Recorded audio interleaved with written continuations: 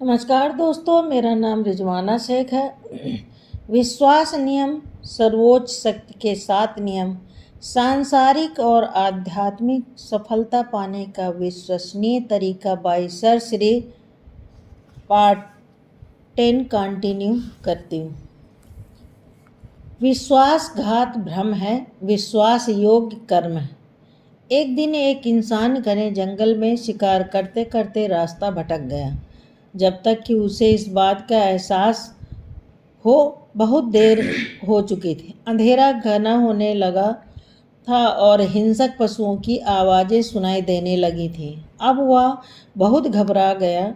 उसके दिल की धड़कन तेज हो गई। डर के मारे उसके पैर लड़खड़ाने लगे। तभी उसे आभास हुआ कि हो न हो उसके पीछे कोई है।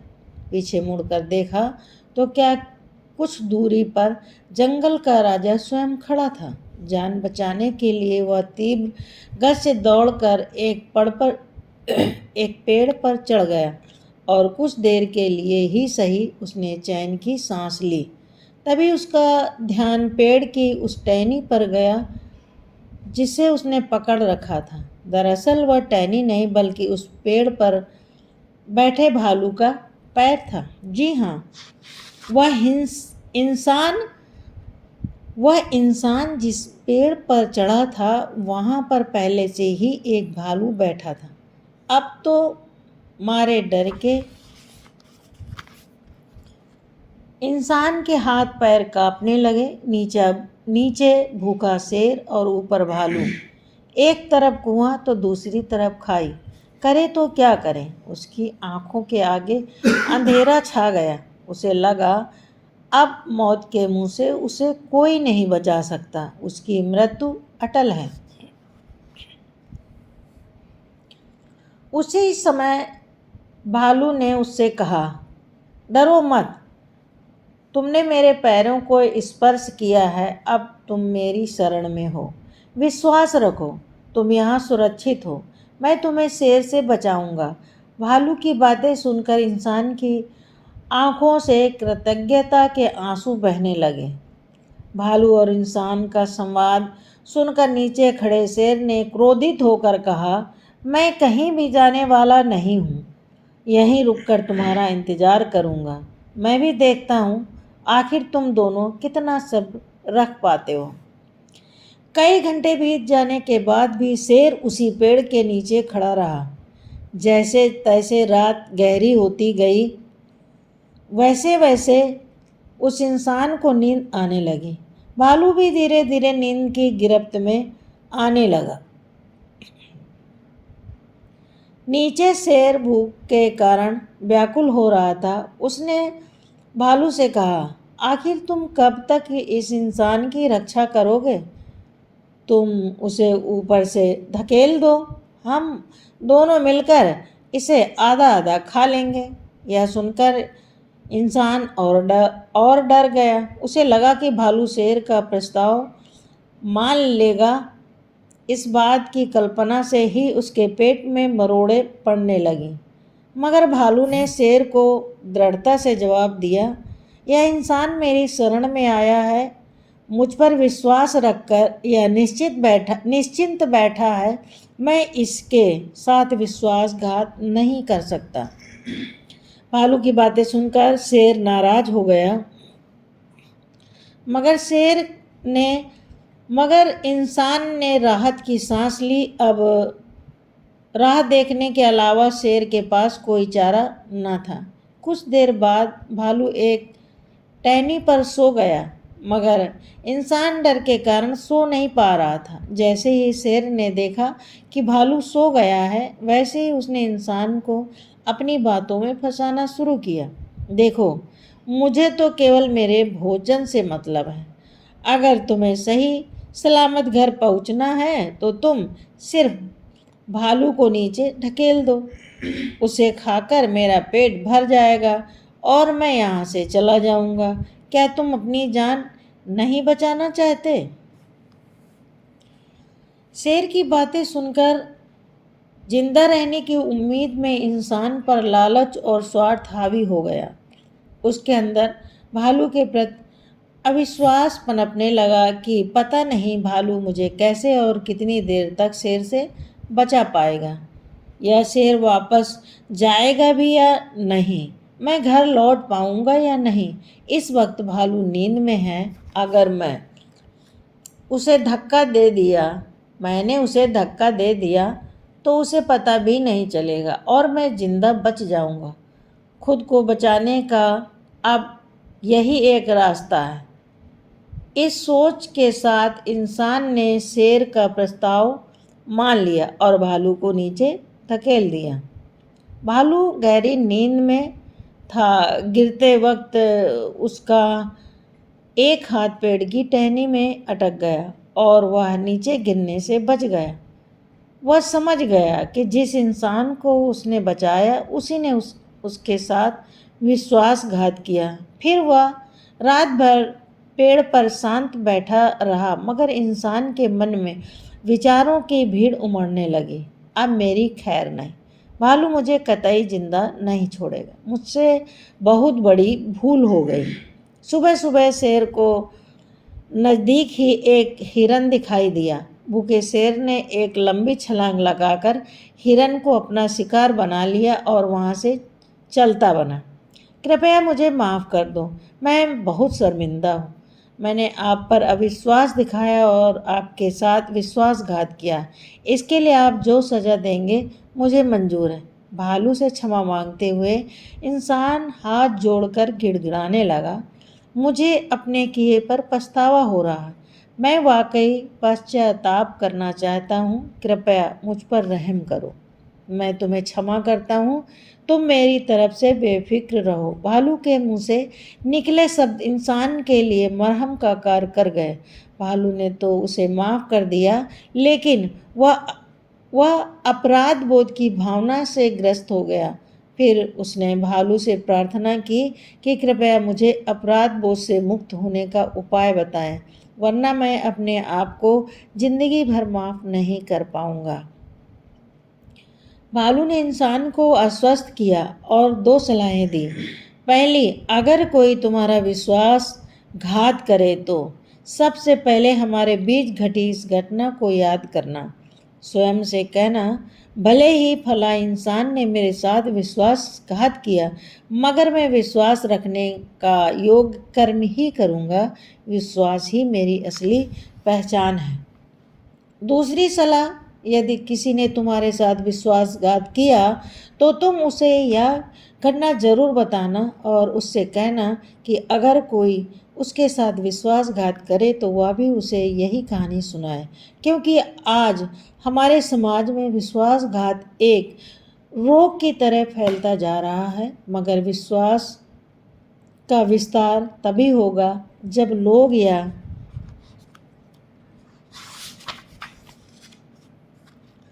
कहानी सुनकर अविश्वास से मुक्त हो जाएंगे। आपकी सलाह के लिए बहुत बहुत धन्यवाद। मैं अवश्य इन्हें याद रखूंगा और ज़रूरत पड़ने पर आपकी बताई हुई सलाह के अनुसार बर्ताव करूंगा। अब मैं अपराध बोझ से पूर्ण रूप से मुक्त होकर जा रहा हूँ। वह इंसान अपने जीवन की सबसे बड़ी सीख प्राप्त करके वहाँ से लौटा। कुदरत पर अटल विश्वास का ही परिणाम था कि गहरी नींद में धक्का खाने के बावजूद भी भालू नीचे नहीं गिरा। कुदरत ने पेड़ की टहनियों में अटकाकर उसे बचा लिया। यही है सहज विश्वास का परिणाम। आपने एक कहावत सुनी होगी, जाको राखे साइयाँ मार सके न कोय, यानी जिसका कुदरत पर दृढ़ विश्वास है उसका कोई बाल भी बांका नहीं कर सकता। यह कहानी सिर्फ उस इंसान को भी सीख नहीं देती, बल्कि इसमें पूरी मानव जाति के लिए एक गहरा संदेश छिपा है। यह कहानी है विश्वासघात पर मात करने की। यह कहानी है विश्वास रख कर योग कर्म करने की। याद रखें, आपके विश्वास का घात हो ही नहीं सकता बशर्ते वह अटूट हो। तो क्या आप विश्वासघात पर मात करने के लिए तैयार हैं?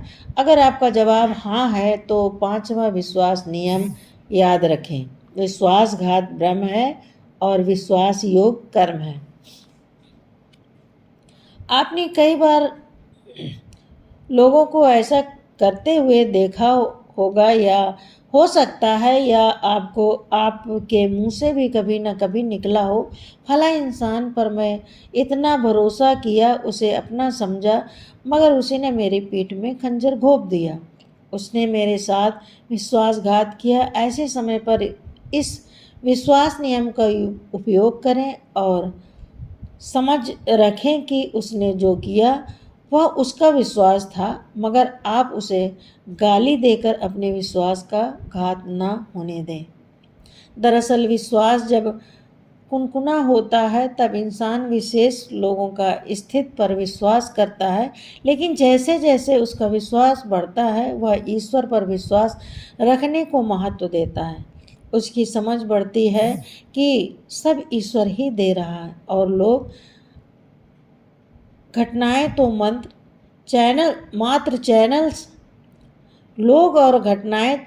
चैनल्स माध्यम हैं, मगर जब इंसान चैनल को ही स्रोत मान लेता है तब उसे विश्वासघात महसूस होता है।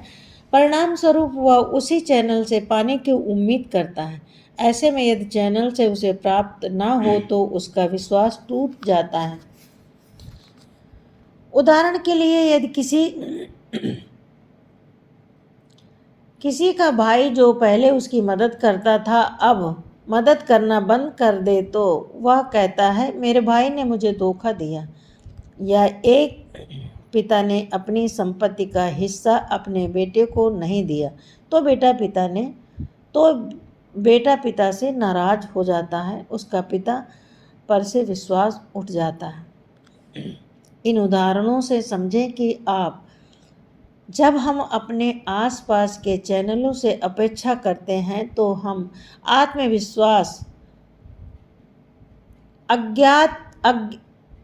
हम अज्ञानतावश विश्वासघात और दुख की स्थितियों को आमंत्रित करते हैं। इसे ऐसे समझे, जब हमें पानी की आवश्यकता होती है तो हम उसे नल से लेते हैं, मगर क्या नल के पास पानी देने की क्षमता है? नहीं, नल केवल पानी की टंकी से जल पहुंचाने के लिए एक चैनल है। हमारे घर में कई नल हैं जिनके माध्यम से पानी प्राप्त होता है, लेकिन वे सभी पानी की टंकी से जुड़े होते हैं। ऐसे में यदि आप जिद करें कि आपको केवल एक विशेष नल से ही पानी चाहिए, तब आप बहुत थोड़े में खुश हो रहे हैं।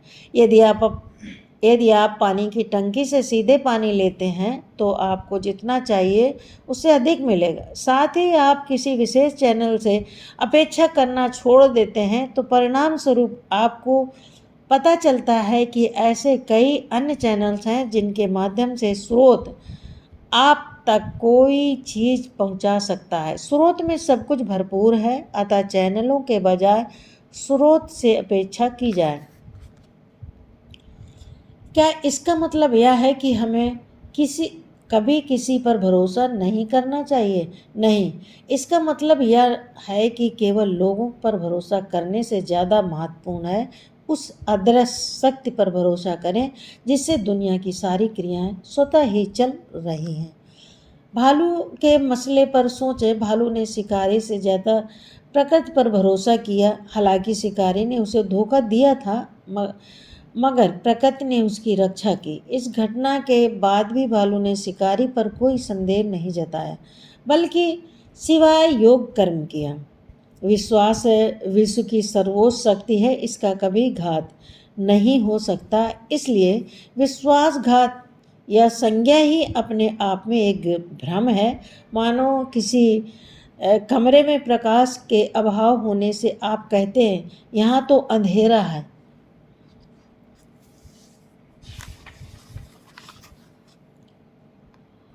अंधेरा नाम की कोई चीज़ अस्तित्व में नहीं रखती है। प्रकाश का अभाव यानी अंधेरा। वैसे ही विश्वासघात अपना अलग अस्तित्व नहीं रखता।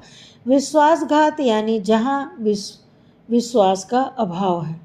आपके साथ कभी ऐसी घटना हो जिसे आमतौर पर लोग विश्वासघात कहते हैं तो स्वयं को याद दिलाएं, मैं सामने वाले इंसान का बर्ताव देखकर उनसे विश्वासघात विश्वास का घात नहीं करूँगा, क्योंकि मुझे स्वयं पर विश्वास है, कुदरत पर विश्वास है, कुदरती नियमों पर विश्वास है, ईश्वर पर विश्वास है, मुझे विश्वास पर विश्वास है।